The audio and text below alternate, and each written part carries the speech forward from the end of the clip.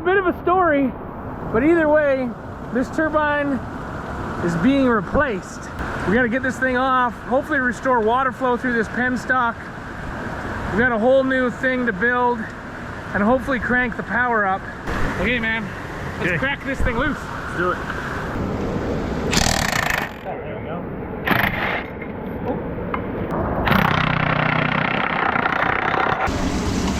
What's going on in there? Definitely some sand and gravel in there. Really? Yeah. If this thing jammed with a few little pieces, and I do see a few little, you know, little pebbles, but if it jammed, it's really just those thin little blades. Like this thing could jam with 3/8 size pebbles.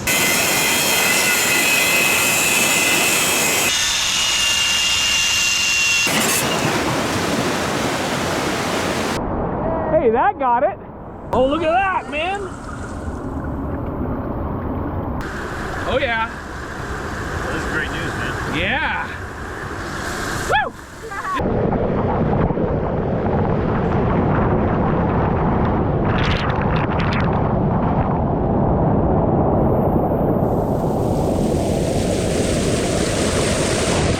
Okay, good news. We got water. Boy, it's dirty water.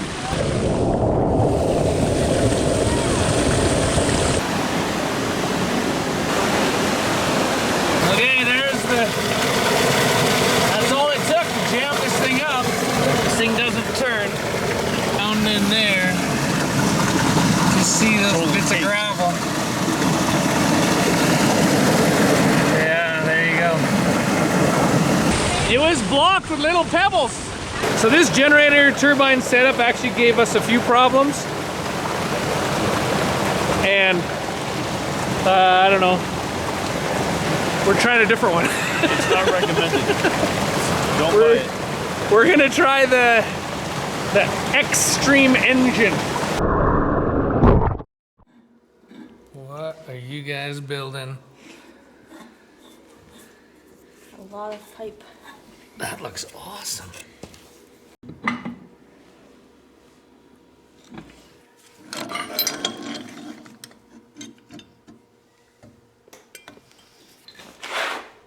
This thing's beautiful, Julia. Yeah. Look at it. Is this like childproof? Oh, it just takes a man. Sorry. Okay, so we got 4 valves. We can isolate each nozzle. And here's the machine. Look at it. Energy system and design.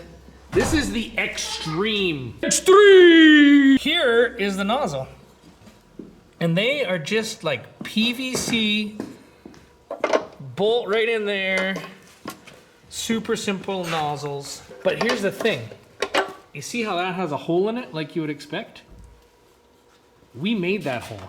This is like a do-it-yourself project. You gotta make the hole. This is the way they show up. Really cute, but like not a lot of water gets through there.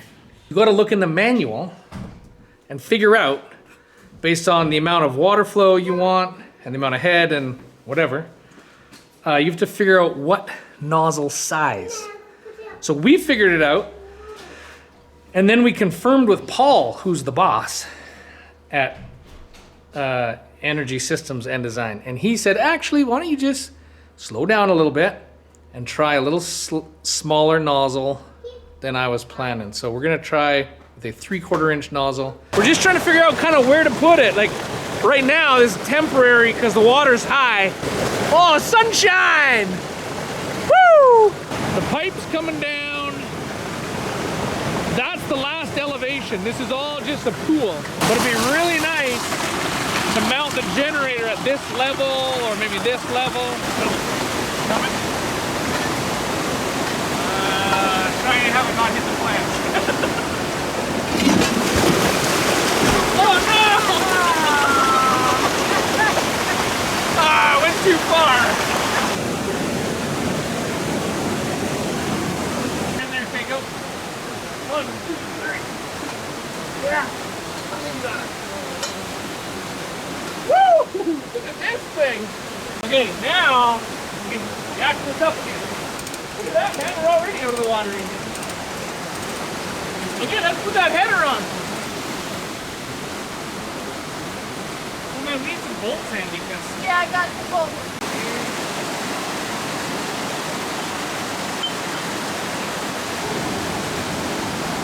we swapped the clean out valve for one of these guys so that we could put the turbine right in this little nest. Okay, there we go. I know what you're thinking. You're thinking, but Jeff, there's like 1890s in here. There's a 90 and a 90, a 90 and a 90. But that is just what we have right now. So we're gonna test it out and see how awesome it is. And if it needs more power, then we're gonna have to design some sort of like awesome header. Like this should actually have like a welded, smooth stainless header, but I didn't make one, so.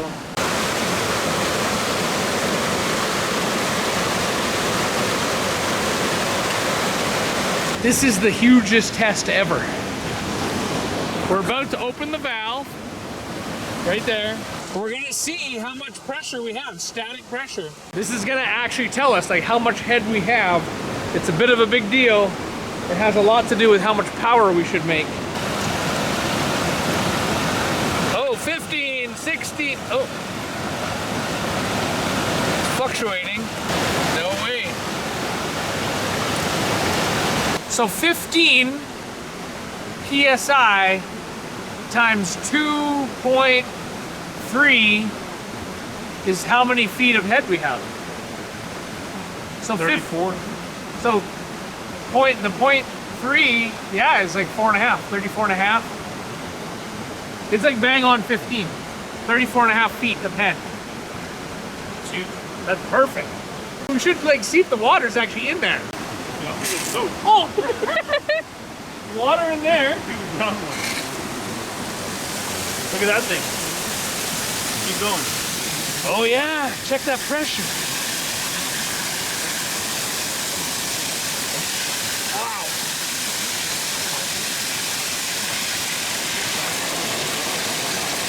What's it doing now?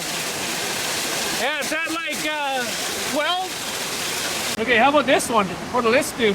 It's soap, man. Sorry. Second, I gotta put my hood on. Whoa, what? Woo! Yeah! Oh man! I'm like in the eye of the storm!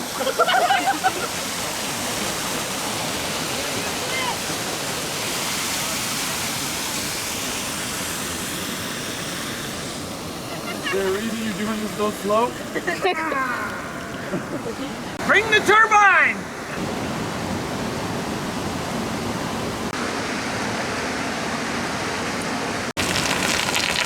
Yeah, look at that! Oh. No way! Whoa. Oh man! Look at that!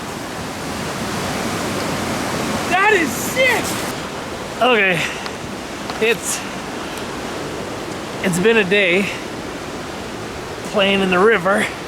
We actually gotta mount that Jenny, connect those flexible tubes, connect the electrical. I think in the morning, we're gonna get this turbine spinning. We are opening up the homestead for you guys to come visit. Yes. What we've heard over years and years is from people who just wanna come visit and they wanna share all their plans with us and maybe ask some questions, but also like see how an off-grid homestead works and either like scratch it off the list like I will never do that again, or get some good ideas and get inspired and do it yourself. That's right. You can go to the website gridlessness.com Yeah. and check out the Off-Grid Homesteading Campout. This will be our 3rd year, and for 2 years so far, it's been nothing but great people with great ideas. Some are off-grid, some have homesteads, some Don't. are just dreaming. So whoever you are, if you think this one's for you, gridlessness.com. Check it out. Okay, today's the day.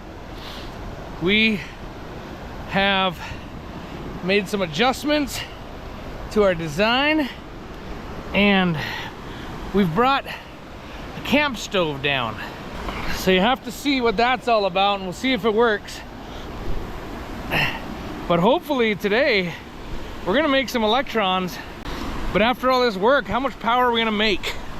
I think we'd be really happy with 700 watts. The beauty is, that's not a ton of power, but this creek is so consistent. It would be 700 watts, 24/7, all season long.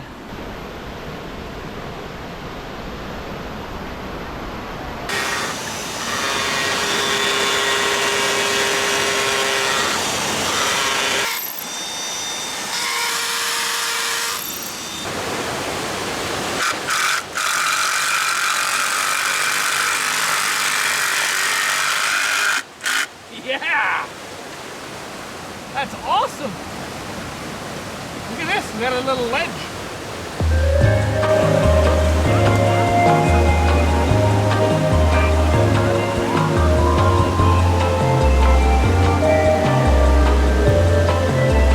We're heating up the hose so that it will fit on this fitting. Yes, we need a handle.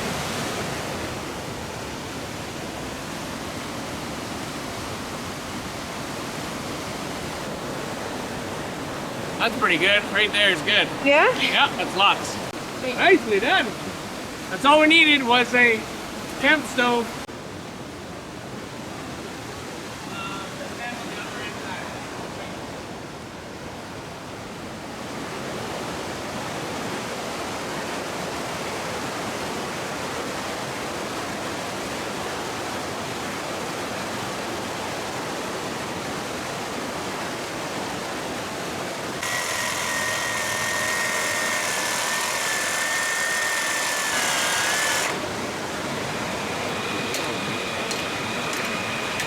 There we go.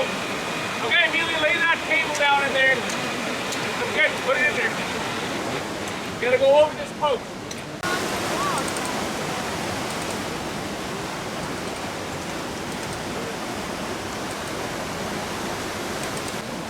We've got the diagram on the right page. There's no chance I'm not gonna drop it. Don't drop it. You wanna hold it right there for, yeah. So I got room here? This is the kind of thing normally you would do like in the garage or the shop. But I chose to do it here. We're gonna wire Series Y. Because Paul said to. And Paul's a bit of a big deal because this is his company. Holy.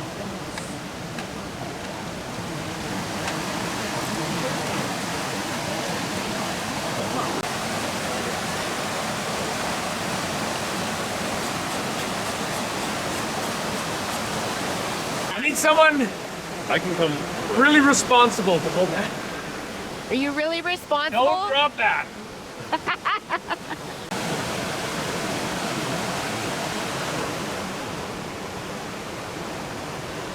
I'm like a surgeon. I can just do this by feel. Like, yeah, that's the appendix. I'm gonna cut that off and... Oh shoot, I think that's a kidney. Okay, I need those tiny little screws. One at a time. So you only drop one. Yeah.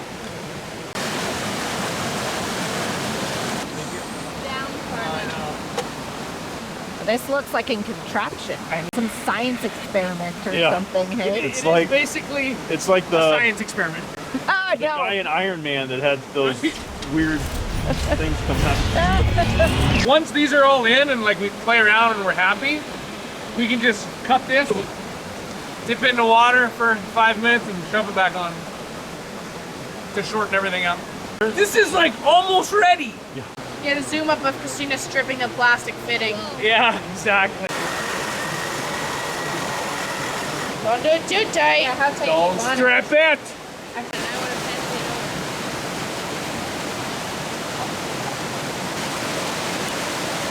We ran 3 wires because the old machine was 3-phase. This one is DC, so we only need 2 wires, but it's a long run.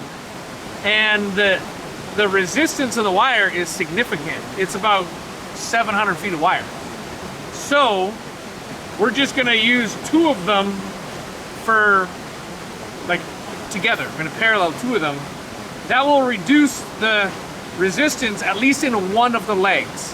So say this is positive and this is negative, at least the negative leg will have half the resistance. In the house, we combined 2 wires together on the negative at the main disconnect. So whichever 2 wires are connected, those 2 we're gonna connect here to the negative. Oh, that's it. Oh, and hey, there's our resistance. Oh. 1.46 ohms round trip. And look at this.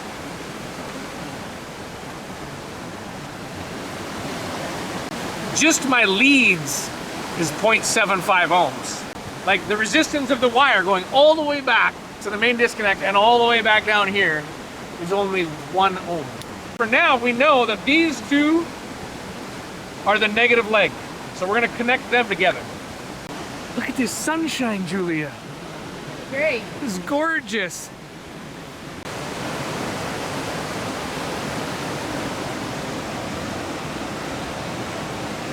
This machine just looks so cool.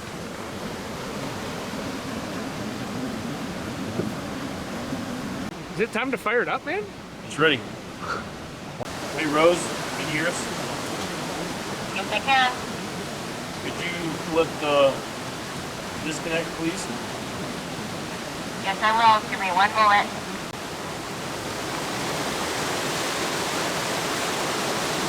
One millivolt should equal 1 amp. Voltage, the way we wired it, apparently can get up to 120. I'm gonna slowly turn on one jet. And I'm just gonna slowly open this guy.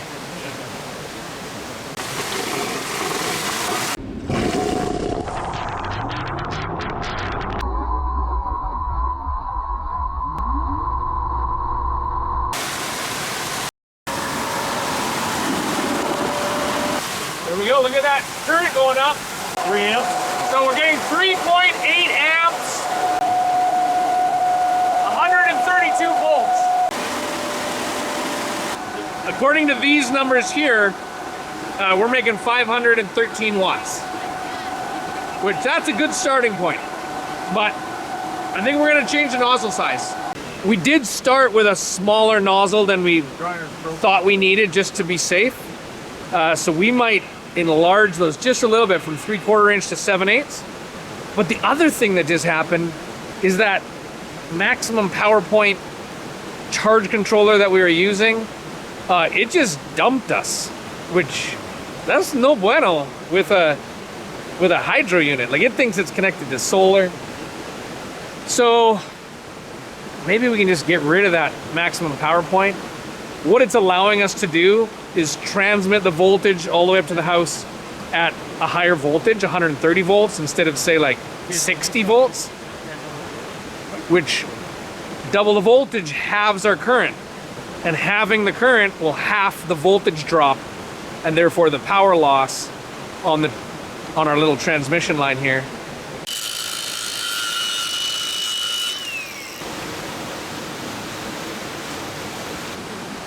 So it's pretty easy to take that in and out. That's good. You know, 5 minutes, you undo 4 bolts, you just pop it out. You don't have to like stick with hose clamps or pipe wrenches or nothing, right? Which is great. I like that.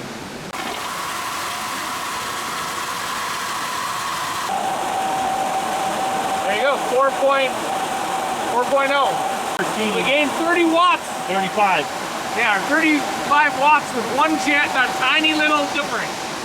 This is the MPPT that we all hate. Because I just don't think it's helping us at all. Not accurate. Yeah, it's not accurate. Well, that's the thing we're going to look at right now. So this clamp on is DC. That's pretty special. I should be able to measure right up here. I would just say 4.8 times 117.5. 564. 564. And our little genius machine here. 422, 426, 430. So either this machine sucks that much power. No, it doesn't. No. It's just No, reading it wrong. just is not accurate at all. All right, we bypassed that smelly MPPT, and now we should know like exactly what's happening when we make changes down here.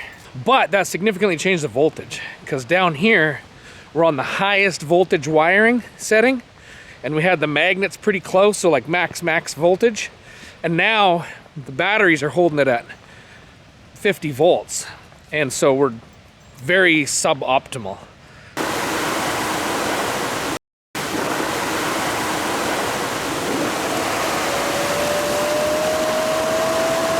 That's interesting. Sure, baby. Look at our PSI hasn't really changed. It's still in the 14. So 9.5 amps, and you want to check the volt? Should be about 60 volts. 575. Okay, we're at 575 watts, for real. I say we tweak this thing one more time. Let's tweak it both ways and make sure we're like right on the peak. And then we'll increase the nozzles. What are we gonna do? So I'm turning going that to clockwise or quick counter? not even a quarter turn, should be an eighth of a turn. Okay. Is where I think we're in.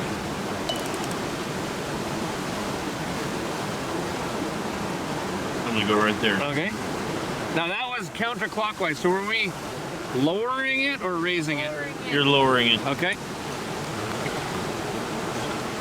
Power back up. It's that easy.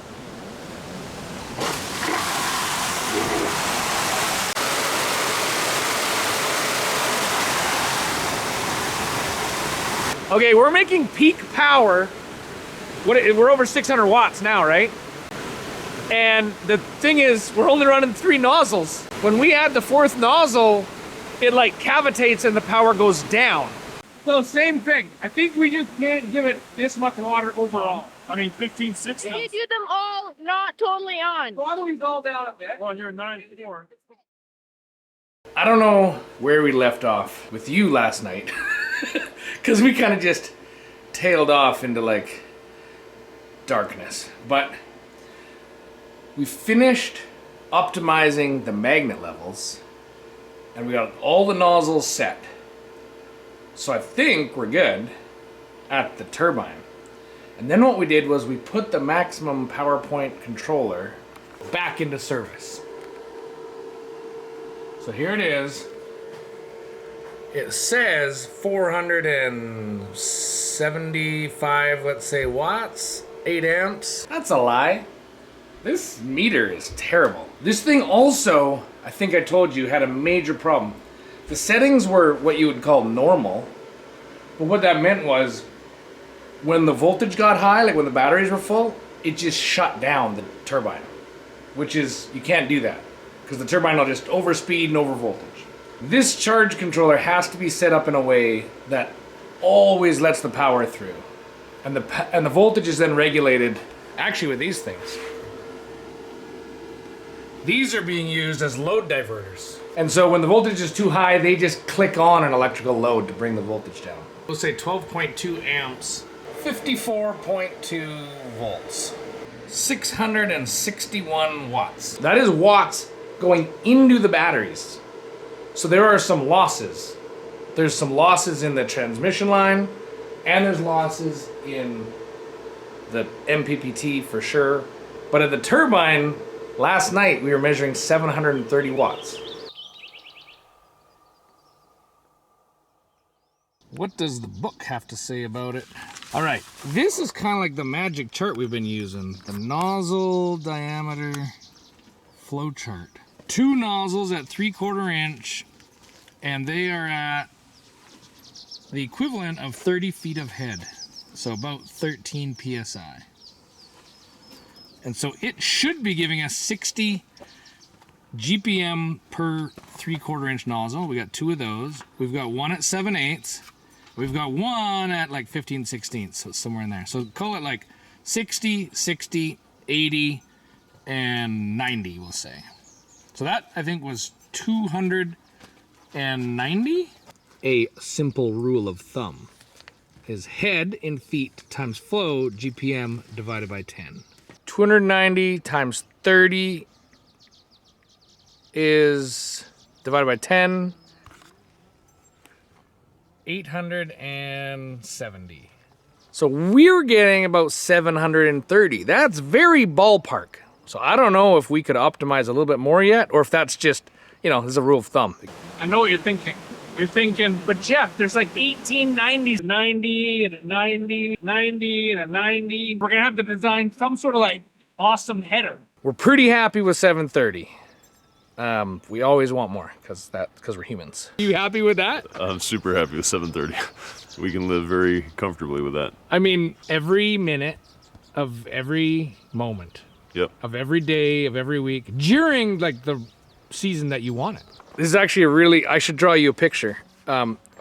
Here's the thing about an off-grid power system is none of your power sources, like if you're not on the grid, you don't have a consistent power source. If you're solar, daily it goes up and down. At night, it's usually pretty down. But also there's a whole summer-winter thing, right? Well, hydro's the same. And different hydros are different. And depending on where you are, your peak might be in the winter, some it's in the summer. And even on the same site, you have two hydro systems, and one of them is different than the other one. Yeah. So the one right now, that's the low flow, high head, is killing it. We're at 1,300 watts. Right. And we're doing awesome. And then that'll dry up by middle of July. That's the problem with it. And that's why we need this one. Right. But we can live really well on 730, and then in the summertime, that's when the solar's Right. killing it and doing really well. Right. So we should still be able to live generator free, which Yeah. was my dream. Yeah, I yeah, want to do an exactly. office space video and just blow up my generator.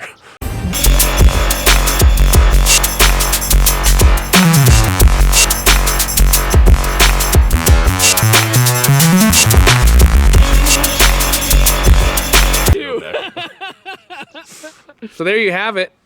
There's an upgrade to the off-grid microhydro empire.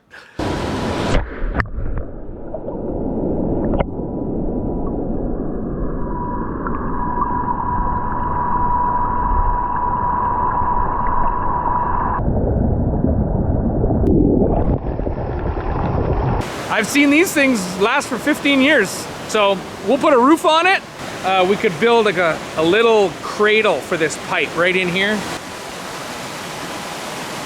Maybe just a little wooden cradle and just anchor it to the rock. That's kind of the cool thing about hydro is every installation location is not only unique, but a little bit crazy. I mean, look at this spot, man.